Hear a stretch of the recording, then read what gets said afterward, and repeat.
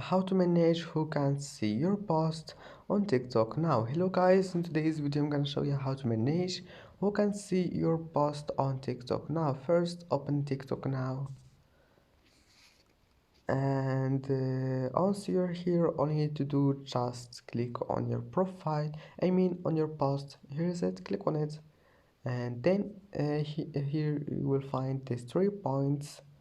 Click on it, and then click privacy settings.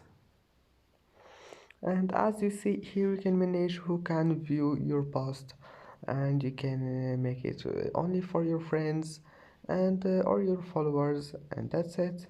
Here you can manage it.